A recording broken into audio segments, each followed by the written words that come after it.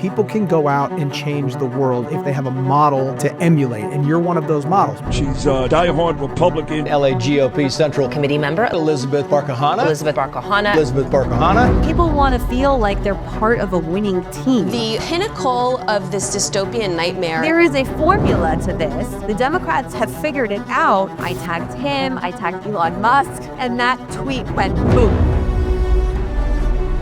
Do you need somebody to come to your house and hold your hand and tell you to vote? I posted it on X and my account just exploded. Right. I'm a regular person. We the people. We the people. This specific thing that I'm doing has never been done before. So it really shows a big shift. All of the Democrats writing manifestos about leaving the Democratic You're Party. making more than a difference. Donald Trump said fight, fight, fight, and there's no better fighter than you. We the people.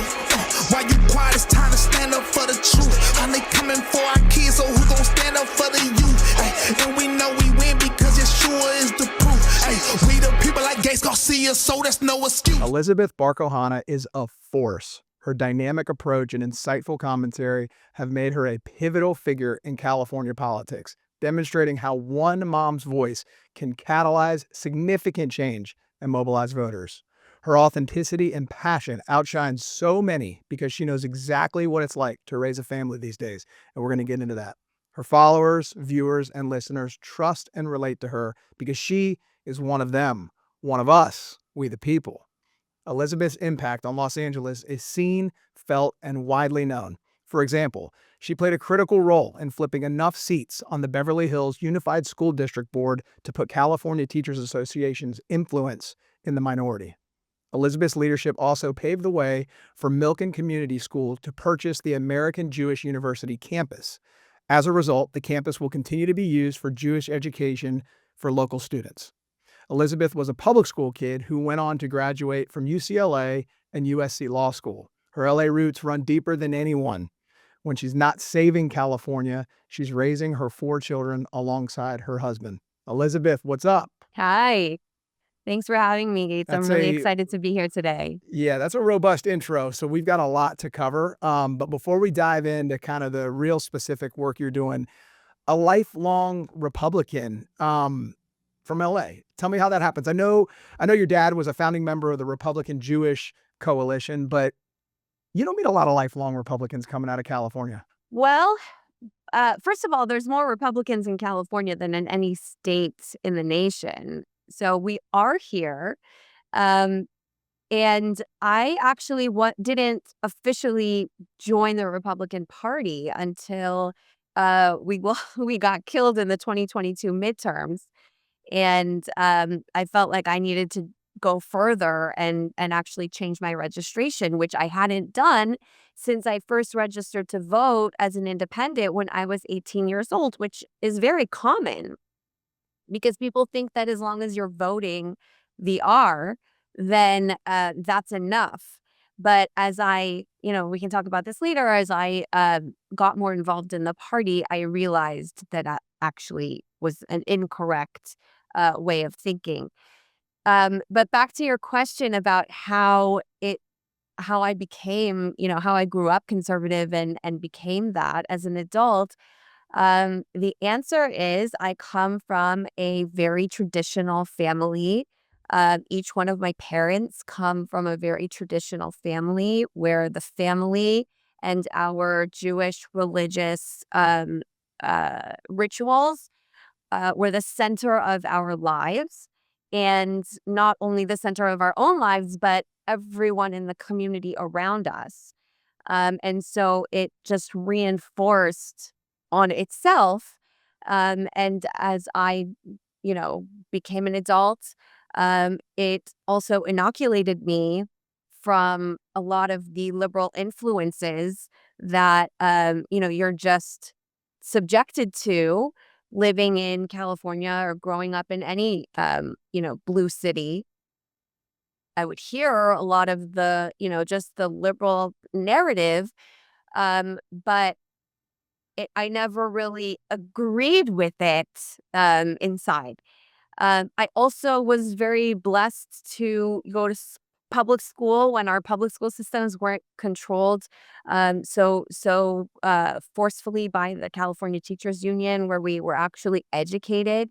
And so as an adult, again, especially during COVID, I recognized a lot of authoritarian, arbitrary, rules, censoring the public, stuff like that, like I just learned as part of my basic education in public school in California.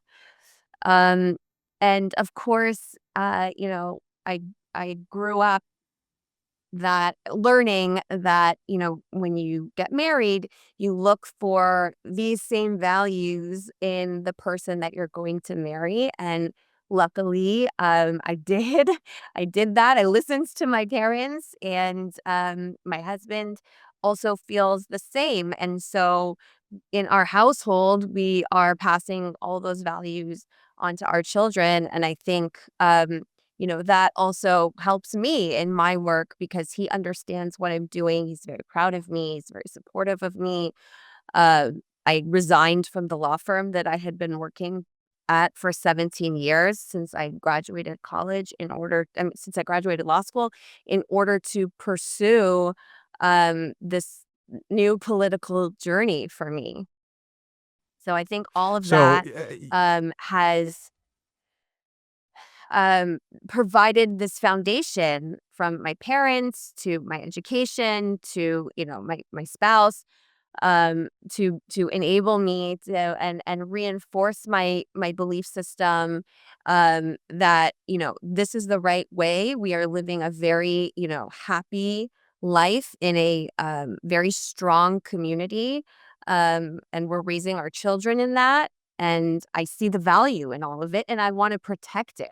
well, you're definitely doing that, and we're going to talk a lot about that. But you said a few things there that I resonate with. So I registered as an independent at 18 years old too, and I was raised in a very conservative Republican family. But 18 years old, I'm going to do it my way and figure it out all on my own. And I obviously eventually changed very quickly to the Republican Party. And then what you say about marriage is so true, and we talk about marriage and family a lot on this show. I always say that you should marry someone with an aligned vision and aligned values, but complementary capabilities. And it sounds like you took a similar approach. I mean, if you don't share values, the same values as your spouse and a vision for raising a family, it's just not going to work. And then obviously complementary capabilities, you all strengthen each other there. One more question about sort of LA, growing up there, living there, your values being tested. As a Floridian in what I would say is the freest state in the country, it's easy to sort of view what goes on in a city like LA and say, "Oh my gosh, I could never live there," or "I would, be fighting everybody on the streets." But that's as an outsider. When you live there, Elizabeth, or growing up there, have your values been tested where you're so entrenched in it that you find yourself sort of um, debating inside your own head, like the narrative that you have to stay true to your values? Yes, describing it that way, constantly being tested and challenged, is a good way to describe it. On the one hand, I find that first of all, when you hear the other side of an argument, and it helps you, think about how you really feel about that. And it ends up having, instead of persuading you that way, it ends up solidifying how you feel, reinforcing how you feel. But on the other hand, it is very stressful to go through life that way, especially when you want to feel um, safety, and not to be constantly challenged, not to. One mom described it as like you get up every morning and you put your armor on, and um, that is a very hard way to live, which is why I'm so grateful that my husband and I have the community around us that we do, of like-minded families that we are raising our children with together. Because when we get together, we can just be free.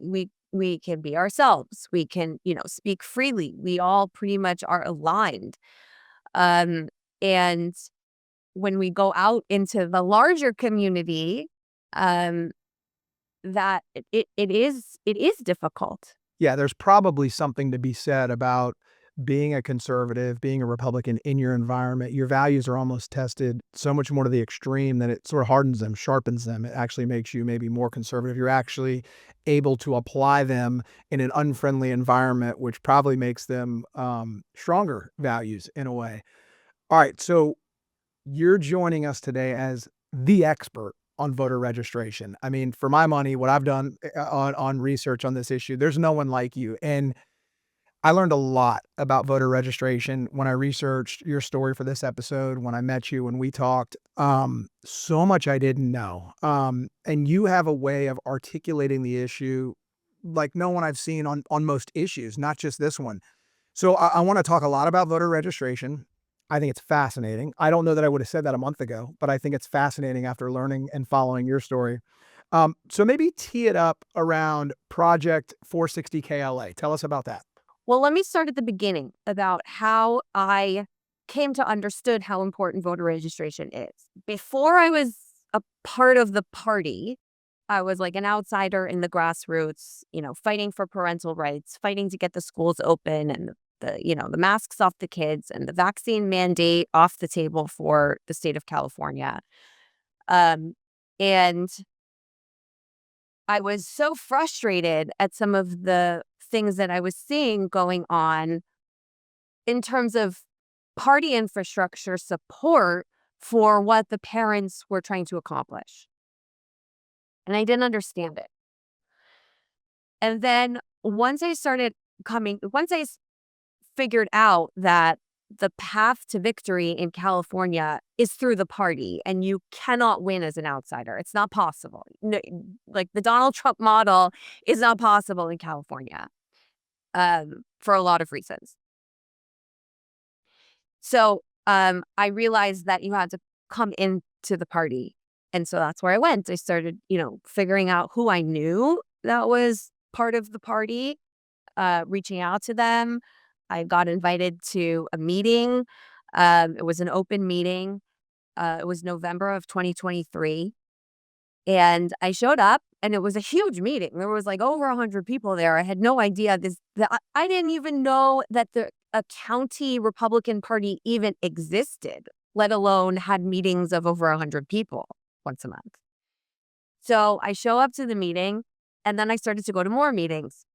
At that meeting is where they recruited me to run for the position that I'm in at Central Committee. So I got elected by Republican voters. This wasn't like I was appointed by some party insider or anything like that. I actually was on the ballot in the March primary and I was elected. So, and then I started to come to all these meetings and I was hearing all these people say this phrase, D+3, D+13, D+24, and I had no idea what they were talking about. And I taught myself, I was too embarrassed to ask anybody. I taught myself that what they were saying was they were calculating the differential between the registered Republicans in a district and the registered Democrats in the district. And the number is D plus whatever, and the plus that number means the advantage that the Democrats have over the Republicans. And the second thing I noticed that when they were using that terminology, they would either be dismissive of that district or whatever jurisdiction they were talking about, or they would be, excited about it.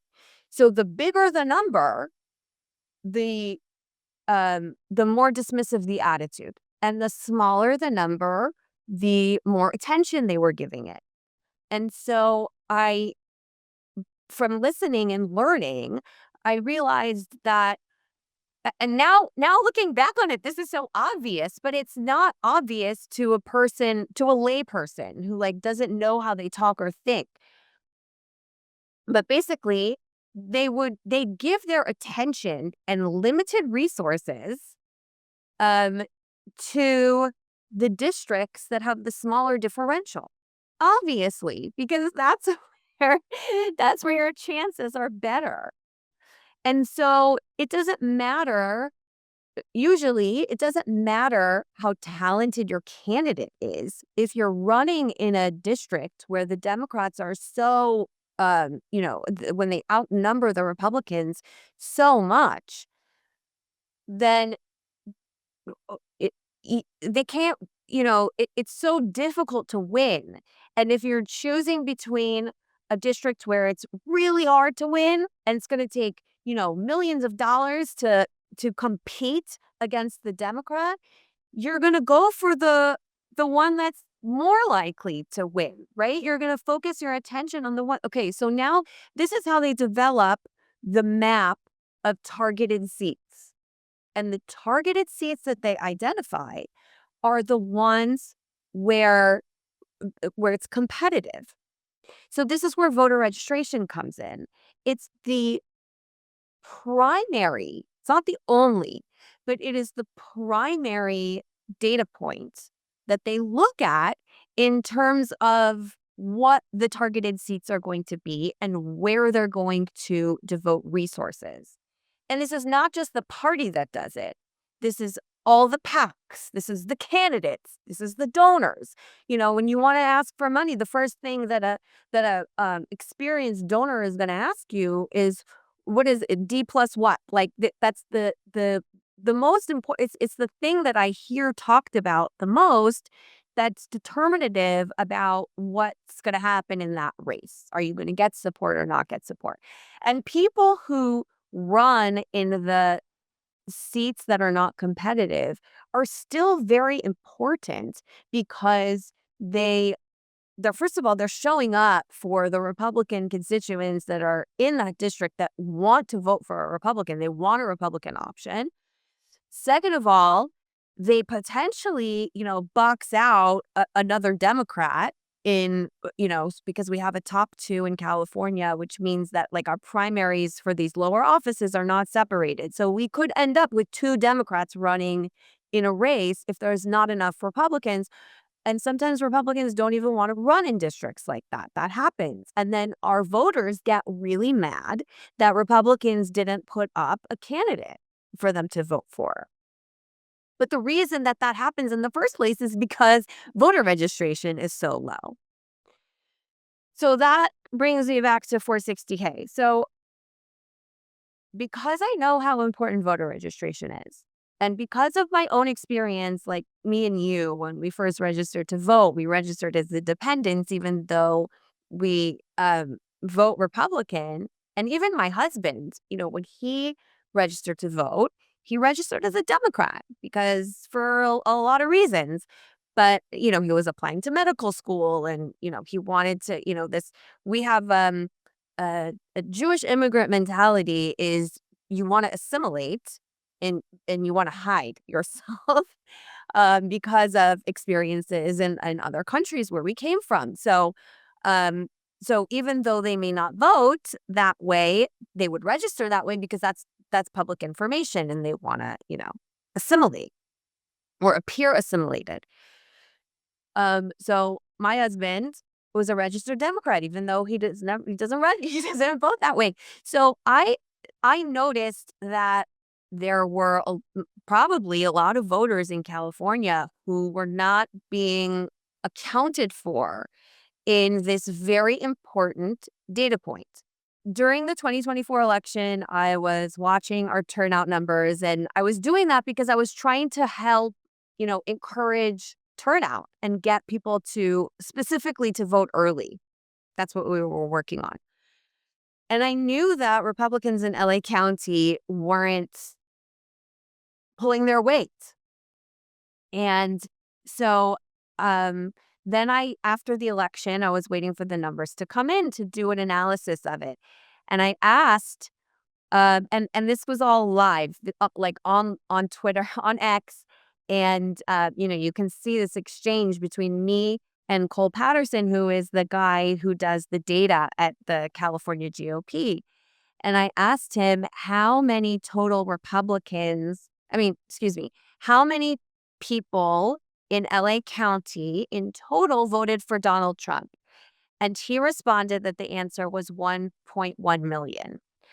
Now, at first glance, to, like at a high level, that number is not remarkable because there are approximately 1.1 million registered Republicans in LA County. So it's not unexpected that that's the number that you got. But again, because I had this awareness that there are Trump supporters who are not necessarily registered Republicans, and because I knew that Republican turnout was, not so good, not every Republican voted, in other words. So I knew there was a differential. And the differential was approximately 460,000 voters who are not registered Republicans who voted for Donald Trump in LA County. And I said, that's the target. And now this was December 31st.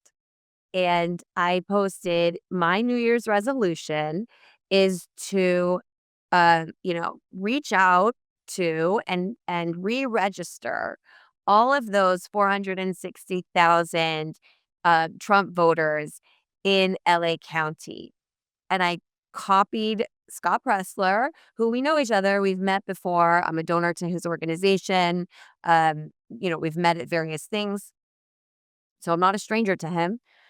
I tagged him. I tagged Elon Musk.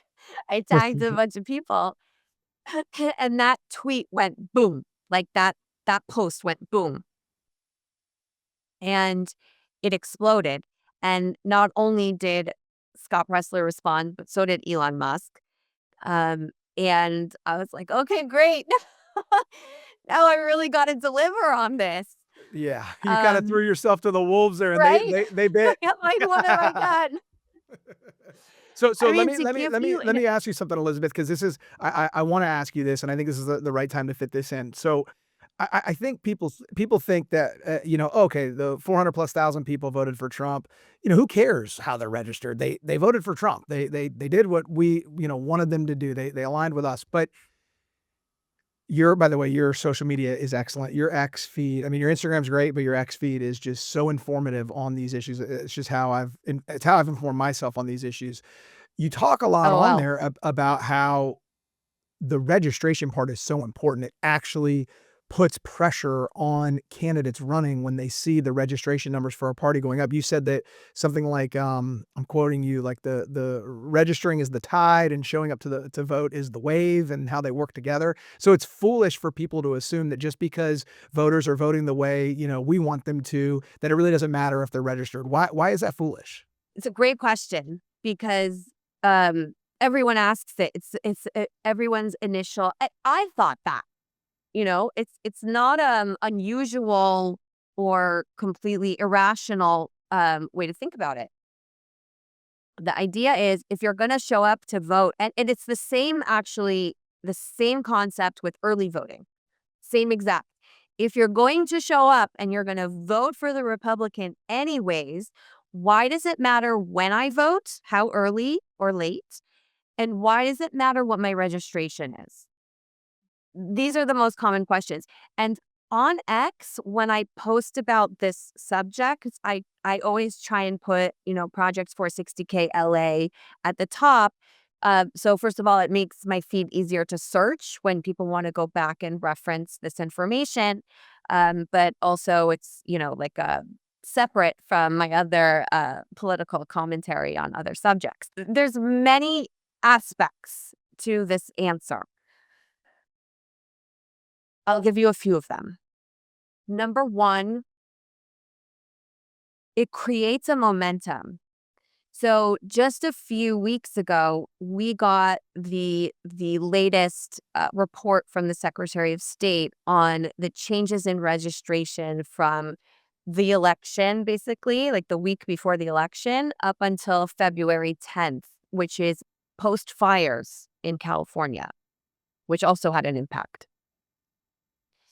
And Republicans gained, 136,000, something like that, 130,000. Don't quote me. I don't have the number right in front of me. But I will quote you because I got the stats from your ex. 138,000 Republican voters were added to only 12,000 Democratic voters. red. The fact that that is a headline in the news is evidence in and of itself that registration trend and changes over time are important. Number one, the analysts on both sides are looking at that, and the Democrats are probably really upset about it and may result in changes to their strategy. I don't think so. It doesn't look like it doesn't look like it. They haven't learned their lesson. But also it's a little good, for it feels good for a Republican to get one over on them. And that creates momentum and enthusiasm, which carries over into turnout. So that's one reason.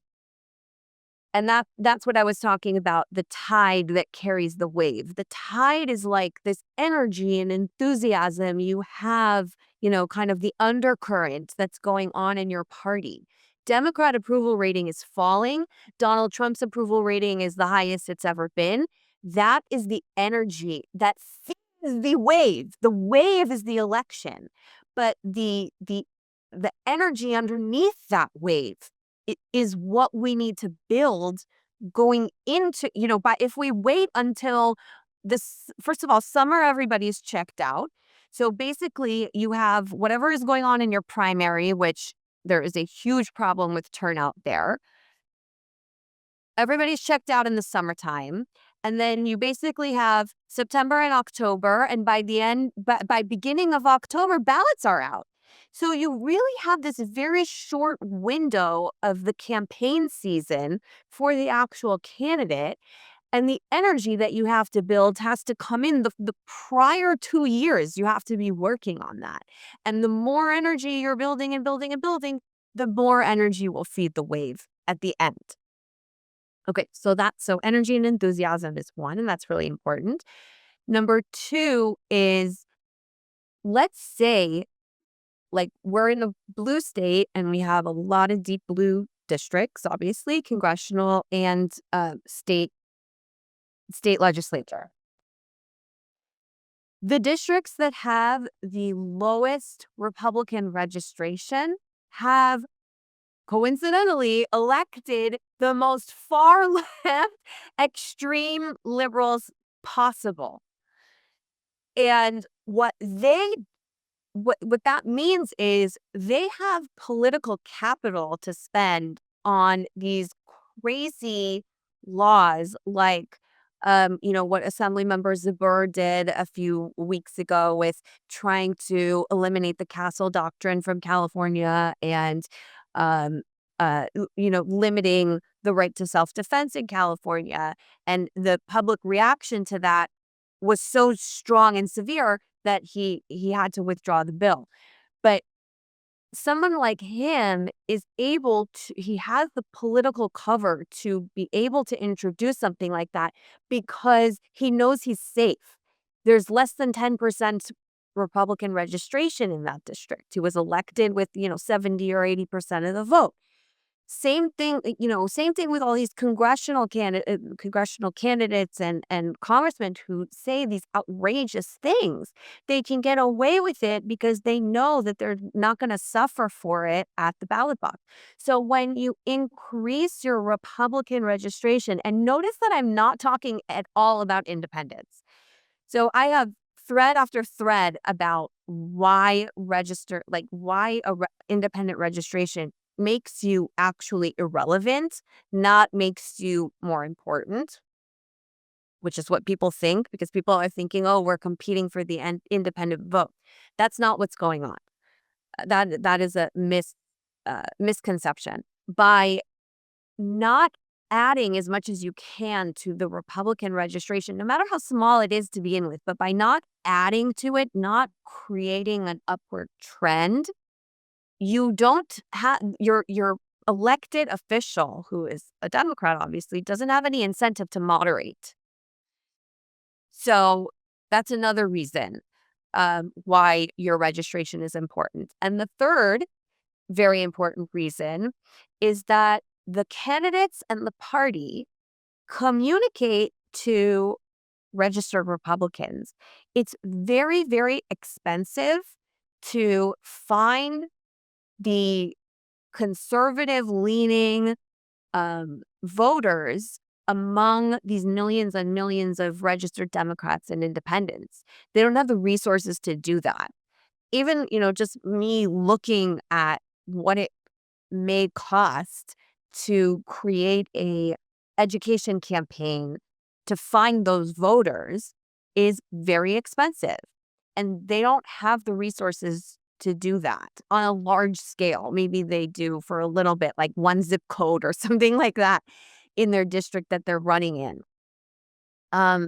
So it makes it more cost effective for the campaigns to try and earn your vote. It's not because we think that your vote is taken for granted. It makes it easier for the Republican Party and the Republican candidates to communicate to the voters and get their message out.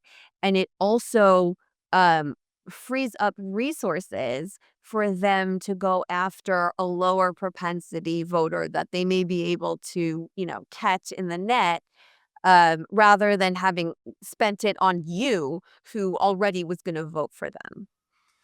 So I pull a couple things out of that. You called it energy and enthusiasm. I almost look at it as FOMO, right? You're actually demonstrating to Yeah, people out there that, in between elections, there is a movement to the Republican Party, and there's a lot of people doing it, 138,000 versus 12,000. Maybe that gets a light bulb going off in people's head as to look into why that's happening. The other thing is it creates negative news for Democrats in between elections, correct. especially in a state like California. Democrats, there's very few opportunities, or the media is certainly not looking for reasons to or data to criticize Democrats. But if you give them numbers like this, it actually creates a news cycle around something is going on in between. If all we did was look at the data on election day, then it would tell the same story over and over and over again. Democrats win in California, Democrats win in California. But this data is different. This Correct. says, wait a minute, there's something going on here. So we've talked about, or you have talked about, sort of why you do this and what you do. Now tell us how you do it. How are you actually producing this sort of turnout or this registration of these voters? How do you find them? How do you convince them to register and all that sort of stuff? As you so nicely said at the beginning, that I talk about these issues in ways that you've never heard before. And I think that that's um, a talent and a gift that I have that is coming naturally to me because of my skill set as an attorney, because I live in Los Angeles. So I know how people kind of think in these deep blue areas and um, because when I got into I'm like a layperson. I'm just a regular person. I'm not a political, I wasn't an activist. I'm not a candidate. I don't know this world. I'm a regular person. We the And I people. think that makes me, we the people, I think that makes me well suited to be able to explain, not that it's complicated, but that it's like a new concept to a layperson, this political strategy about registration, to be able to explain that in a persuasive fashion to the public. And I found that, I've been doing this for years. I didn't just start doing this because, like I said, I got active in 2020 when they closed the schools. I noticed that I was actually changing people's minds. I was effective at this, and I was primarily at first on Instagram, and it wasn't until recently that I started even an X account, and then I got really good at that too. um, so so when you ask me what I'm doing right now, I'm I'm doing um I'm using my voice and the platform that I have to start this conversation, reframe reframe voter registration in the ways that I've, described in these X posts and today with you. Um, and I am now, the next step is, like I said, it's very expensive to find these voters that I'm looking for. Um, unless they're self-identifying or they're already following me, um, I have to go find them, and that takes money. And in order to raise money, you need to create an entity for the money. And so that's the stage that I'm at right now. Um, I think one of my greatest strengths and greatest weaknesses is that I'm very impatient. Um, I, if I set my mind, if I know something has to get done, I have the vision for it and I execute it. And, um, n- but this is something that I need help. I need a team, and I'm building that. Because this is a world that I'm just a mom, just a regular person. This is a world that I don't know, and so I have to learn it, and I have to, build new relationships with people who have done it. But this specific thing that I'm doing has never been done before, and so I have to be patient with myself and with that process because it's new. It's never been done before to explain to voters why voter registration is important. Typically, so like um, Presler is doing that, but he's also targeting unregistered voters. It's a little bit easier to get an unregistered voter to understand why it's important to register to vote. To vote. It's a little harder to get somebody who already votes to understand why it's important to re-register. But I find that once it is explained to them, for one, they'll grab on to one of the many reasons why it's important. Well, let me just say this. You're not a regular person. You're an exceptional person. It takes an exceptional person to do what you're doing. And, you're genuine and you're relatable, but Thank you. you say layperson, you're anything but a politician. And I think that if anything Donald Trump has proved, it's the fact that we the people can relate to ourselves better than we can to politicians. Or maybe I'll say that in the inverse. Regular people can relate to us more than politicians can. I mean, we don't sound like politicians. We don't talk like politicians. It's no surprise that a citizen of the state of California, was better able to communicate these issues better than a politician. So no surprise there. All right. So if there's any indication that what you might be doing is effective, it's the fact that a recent statistic showed that about half of Californians now say that they would consider voting for a Republican governor. Is California able to be flipped? There is a very fine line between helping voters feel hopeful about the future and about the potential of California and setting unrealistic expectations that are going to be unmet, which may further demoralize an already demoralized electorate. There was a poll conducted that showed out of likely voters that 48% would consider voting for a Republican.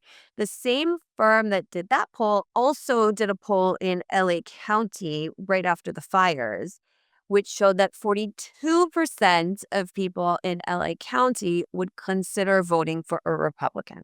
If that were the case, even that 42% in LA County, there would be near parity between Republicans and Democrats if that ultimately, came true. It's not impossible for states to flip because California used to be red. When I was, growing up here, we had a Republican mayor of Los Angeles.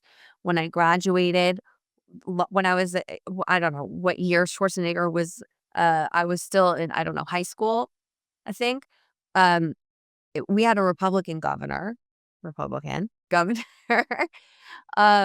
had a Republican district attorney in LA County. Is the longest. We had two 3-term district attorneys in LA County in our history, and both of them were Republicans. And one of them was recently Steve Cooley.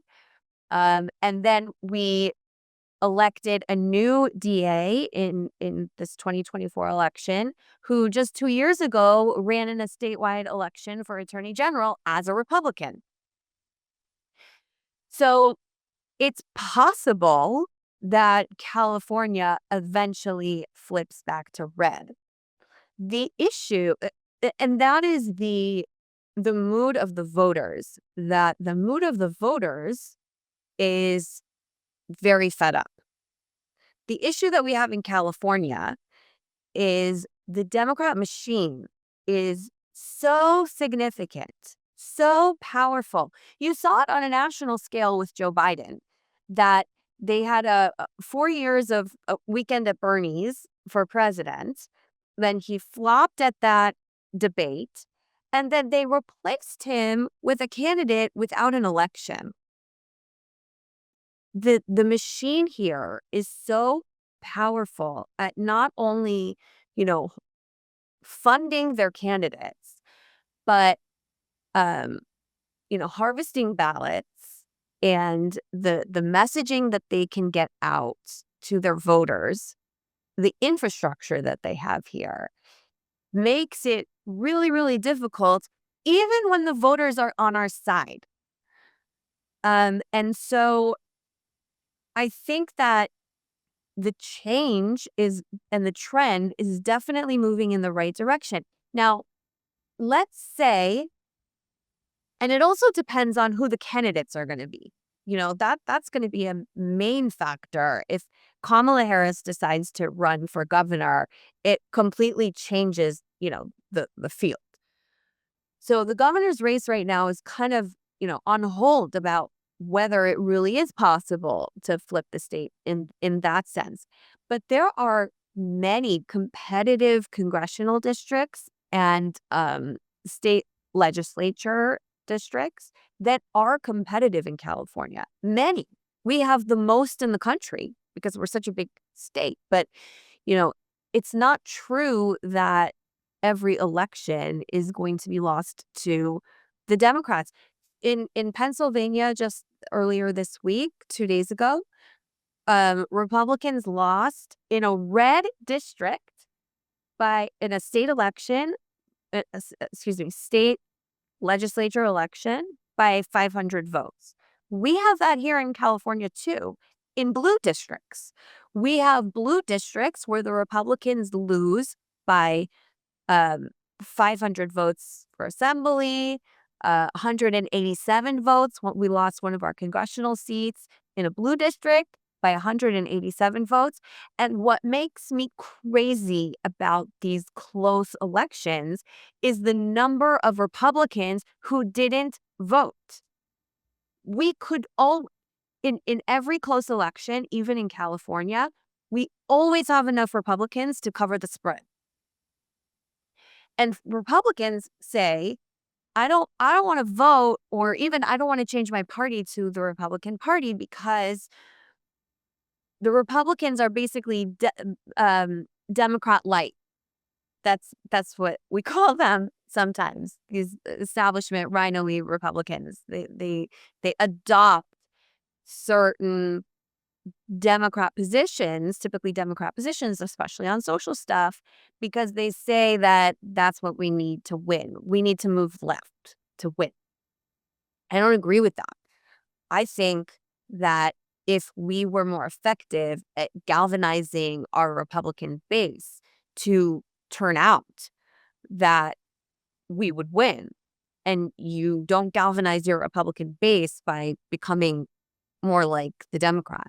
What I love about you is you stayed in the trenches. Okay, I live in Florida. We've got this mass migration over the last 5 years of people coming to Florida because they're fleeing states like California, states like Illinois, states like New York, because they want to come and experience, what it's like to live in a state like Florida. Well, there's another model. There's the model of staying and fighting and bearing down into your principles. And that's what you've done. And one thing we like to do on this show is provide our audience with examples like you, our guests, of people that are doing things that they can do. people can go out and change the world if they have a model to emulate, and you're one of those models. But someone may be watching this episode and say, "Well, I'm not going to go get involved in like super hardcore state politics or whatever."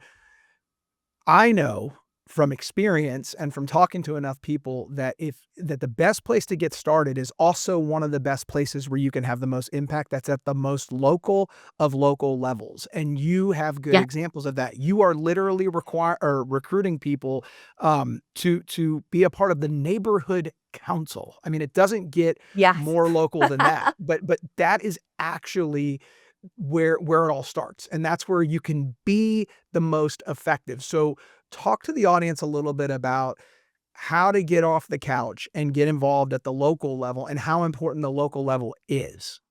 A couple of things. First of all, you said that we stayed and we stayed to fight.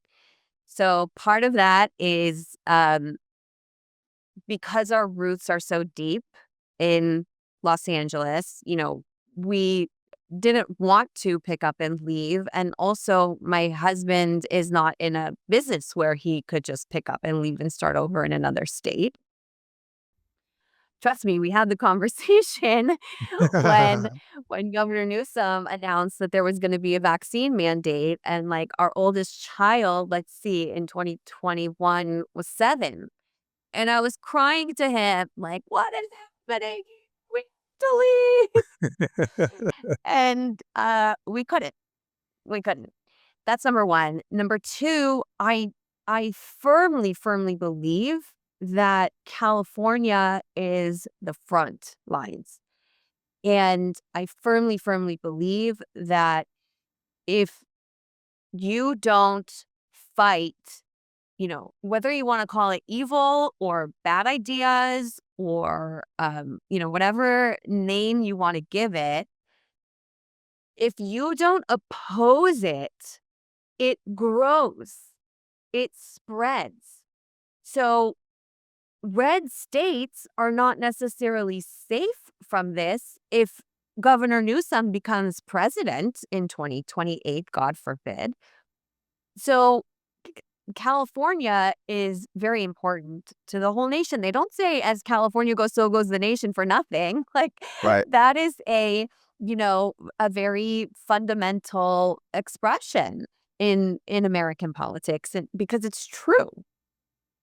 So I think every American has an interest in what's going on in California because it's coming to a city near you. Um, yeah, we're the we're the guinea pigs. We're Yep. the incubators of this really bad stuff here. So tell me about the neighborhood council. What's going on there? Okay, so neighborhood council is something that so the city of LA is obviously so big. We have 15 council members and we have the mayor, and your city council member is like is like a mini mayor, and in some ways is more powerful than the mayor. So the neighborhood council there's 99 neighborhood councils in the city of LA, and it's like a advisory board to the city council and to the mayor. The reason why it's important is because it's one of the only places where Republicans can kind of get into having an influence in city government. And so, there was the election process for neighborhood council is crazy. It's very bad. But this was the time for elections and recruiting new people. And so, I was doing that. You saw some of that posting. And then, so that's one place where people can start getting involved. You're building relationships with other people and in other, in neighborhood fashion, like people who kind of live close to you. The issues that you're dealing with are similar. Like for us, we live in the hills. So fire evacuation, fire insurance, like these are the kind of issues that we talk a lot about. And, there's a push in California to increase density to address the housing crisis, the housing shortage that we have. But local places like mine are fighting back against that because it's dangerous. It's a threat to public safety and life to increase density in some of these places that don't have good evacuation routes in an emergency. Um, the other place that's really important for people to get involved is school board. Mhm. And some city councils outside of LA City Council is crazy, and that's also very important. But if you live in a smaller city in LA County or wherever you live, you can have a lot of influence because those elections are decided, also school board are decided by 500 votes or something like that.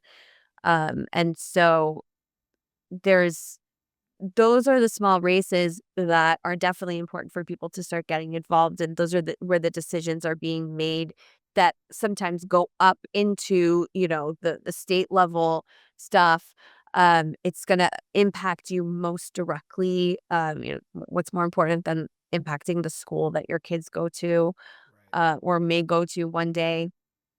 And then it also is a place where Democrats um, groom and recruit their candidates from. So they have all kinds of city council members who have all these credentials because they've been elected to office. They understand process. They've gotten their feet wet, basically, school board and city council. And so that's who they recruit from to run for higher office. So first of all, let's not give them so many opportunities to do that. And let's put our people in there instead of theirs, and kind of, knock down their bench a little bit. But second of all, we need a place to recruit from too. We need a place for our candidates to get experience. You can't run for governor after not everybody can be Donald Trump. Like, there is a formula to this. The Democrats have figured it out. We don't have to reinvent the wheel. We just do what they do. And then, we little by little, we start building up our wins. And going back to the beginning, people want to feel like they're part of a winning team. We don't want to feel like losers all the time. Or what is a big criticism in California, like celebrating coming in second place or something, like losing by less or losing worse than they did before, like as if that's some kind of victory. Like, the political analysts talk about this all the time, and it makes regular people crazy because it's like, you won or you lost. You lost. Stop finding the silver lining in your loss. Do better next time. We want to win. We want to be winners. Second place is the first loser, Elizabeth. There's no participation trophies in politics.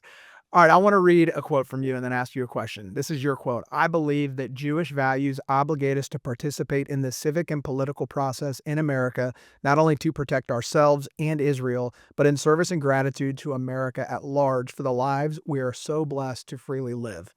You're a mother of four. I love your Instagram because you post all these videos from your car, and if you look closely enough, you can see like 16 car seats in the background, and you're just such a regular, relatable person.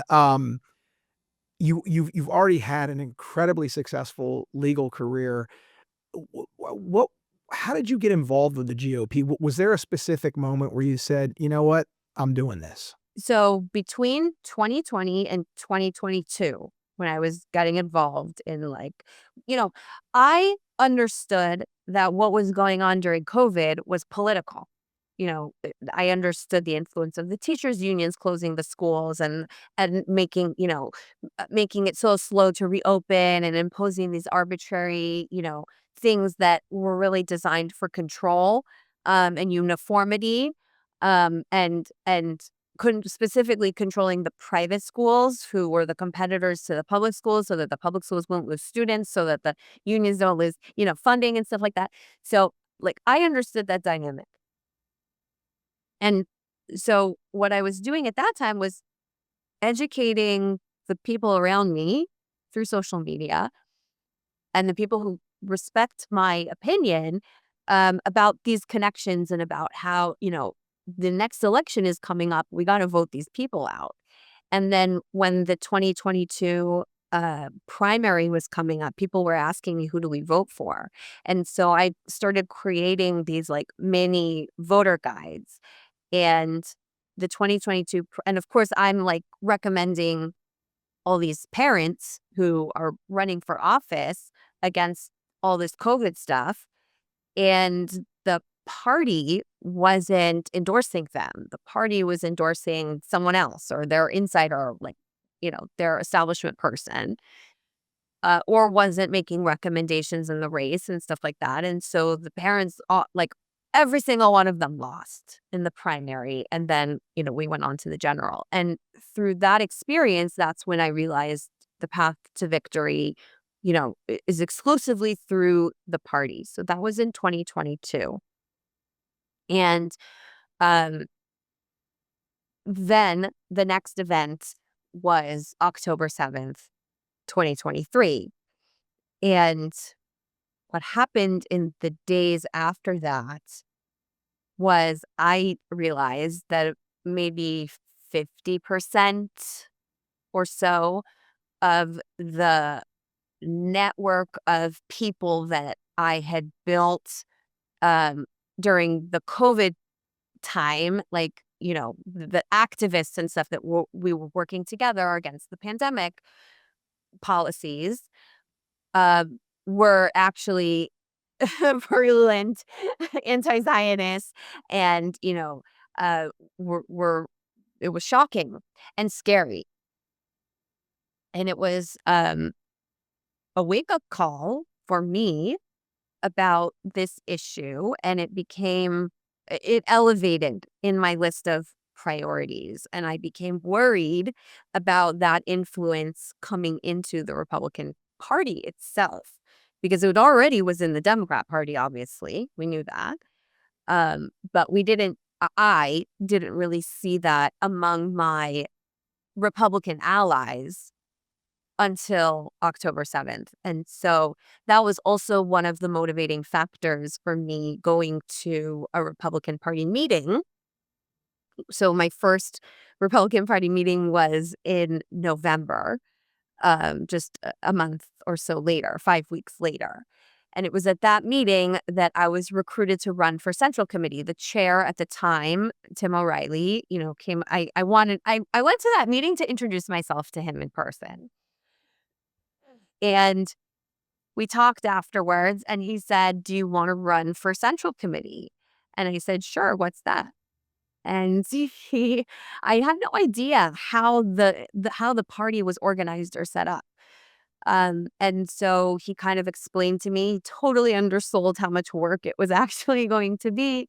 But the main decision that I had to go back to discuss with my husband was my name is going to be on a ballot, and I'm going to have to campaign, and I'm going to have to be, public. And do we want to do that?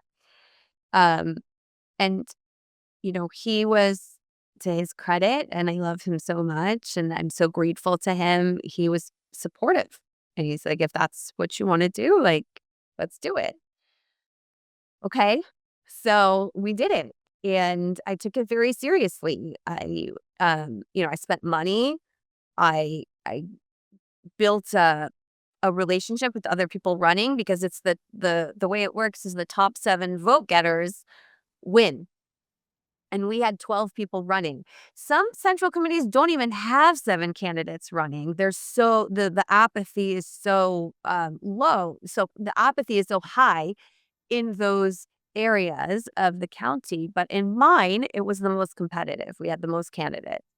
And so 7 of us worked together, and we ran as a slate, and we pooled money together, and we did mailers, and, I walked around with my neighbors, and through that also, I re-registered people, because you could only vote for me if you were a registered Republican.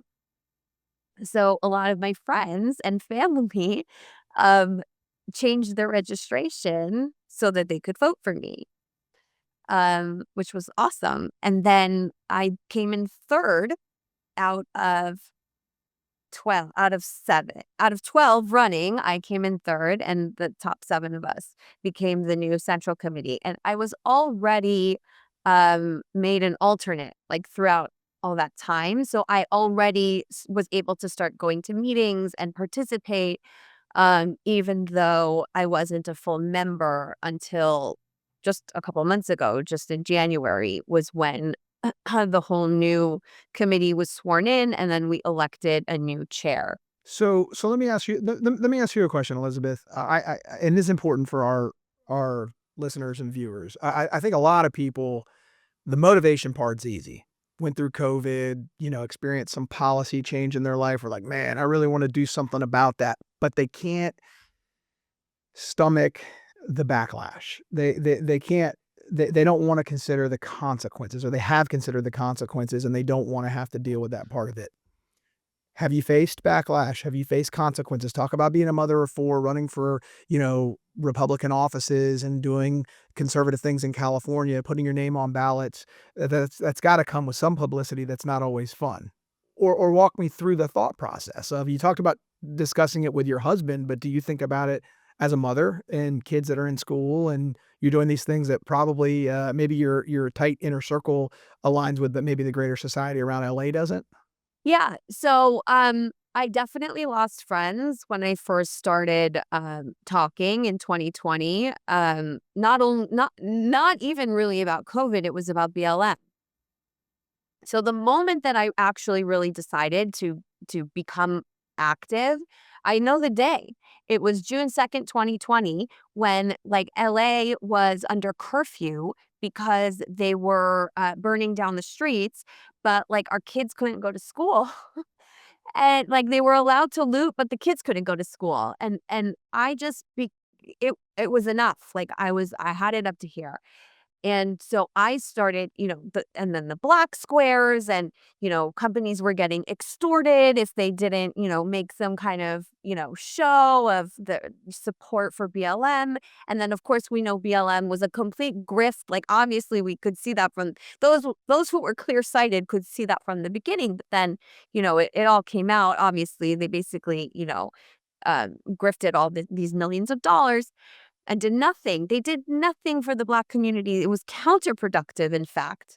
I don't think a single one of my friends from college or law school talked to me. I ran into someone who was a really good friend, who got into it with me in a back and forth on Facebook. This was back. This is back when I wasn't really didn't start to get active yet on Instagram or X. We had like a back and forth nasty exchange, nasty on her part exchange on Facebook, and we never spoke again. And then I saw her in the grocery store, and I had my baby in the grocery cart with me, and like she didn't even look at him, didn't ask me about him. It was like I was looking at a completely different person, and it was because of BLM. Um, and so, yes, definitely I have faced consequences. There was also a time where at work, I was dissatisfied with how many emails we were getting about all kinds of different tragedies that were happening to different minorities all across the country. But when there was the Tree of Life shooting at a synagogue, there was silence. And I said something at work, and it was uncomfortable. And I involved, a bunch of partners in it, and I made them say something, and that was uncomfortable for them. But the way I look at it is, I love our country, and I love my children. I am an American. My children are American. And this is a battle for the soul of our country, for its existence, for its foundational principles, which I believe in to my core. And I think that the consequences of staying silent and doing nothing and hoping that somebody else will is worse and will lead to much worse outcomes for not only ourselves and our kids, but for America and for the world, because America is the pinnacle, the best, the shining example to the rest of the world. And if America ceases to be who it is and who we are supposed to be, then, you know, that picture looks very dark. I don't even want to think about it. And so, hineni, here I am. If not me, then who? Like, this is central to who I am as a Jew, but also who I am as an American. So I felt like I didn't really have a choice. Like, it was this innate drive. I dream about this stuff. I wake up thinking, oh, I'm gonna tweet about this today. Like, it's just inherent in me, and I'm grateful for the calling and the place that God has put me in. And who am I to say no to that? Like, I am called for a time such as this. That's how I feel, and that's what I believe. And so I will just keep, putting one foot in front of the other and walking this path. I'm good at it. I'm making a difference. I know it. I see it. Oh, you're making more than a difference. Donald Trump said, "Fight, fight, fight," and there's no better fighter than you in voter registration and what you're doing in California. So on that note, last question for you. I know you have big goals for the 2026 elections in California. How can we help you? How can we, the people, help you? We'll have your social media up on the screen, but where can people find you? How can we support what you're doing? So, okay, I'm on X at E_Barcohana, and I am on Instagram at Elizabeth from California. I have a website, elizabethbarcohana.com, where you can subscribe for my newsletter, which I really don't send out unless I really have something to say. Either I'm inviting my subscribers to something, to an event, or some really big news has happened with Project 460K or something like that. Um, so that's a way to stay up to date about what I'm working on. And in terms of helping me, I I am not a person who's like spending a lot of my time and energy in organizing volunteers and kind of assigning projects to people. I'm not good at that. It takes so much time and energy when I've tried to do that. What I really am looking to do is inspire the self starter to go out and like set up you don't need to be told, to go set up a table right outside the entrance of your farmer's market and like put your MAGA hat on and start talking to people.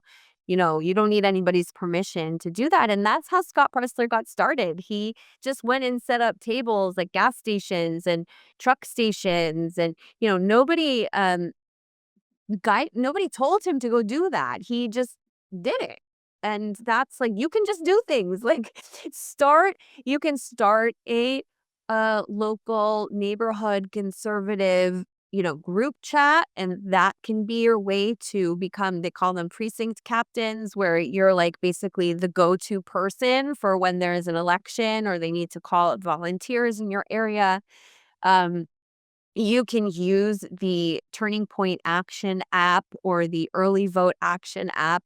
Both of them work similarly, and help turn out voters near you.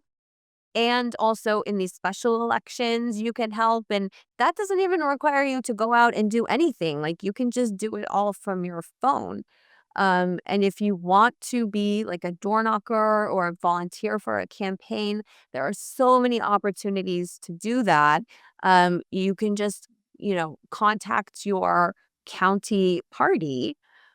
Like LAGOP has their own website, and lagop.org, and they have periodically open meetings. Just do something, do one thing, choose one thing, whether it's, go to a meeting and start meeting other people. Whatever the thing is that you're interested in, there is something for everyone. I have a Post-it note on my computer monitor that says, do one thing every day that compounds. And I think it's powerful because days add up. There's a lot of days in a year and there's a lot of years in a lifetime. And if you do something every day, and we all do something every day, we're going to make a difference. You're making a difference. Your energy is addicting. I love the way that you sort of deliver all this in a hopeful manner. You're a happy warrior, and we love those. And so, Elizabeth Barcohana, thank you so much for coming on our show. Thanks, Gates. It was so great to be with you. We the people. Why you quiet? It's time to stand up for the truth. And they coming for our kids, so who gon' stand up for the youth? Ay, and we know we win because Yeshua is the proof. Ay, we the people like Gates Garcia, so that's no excuse.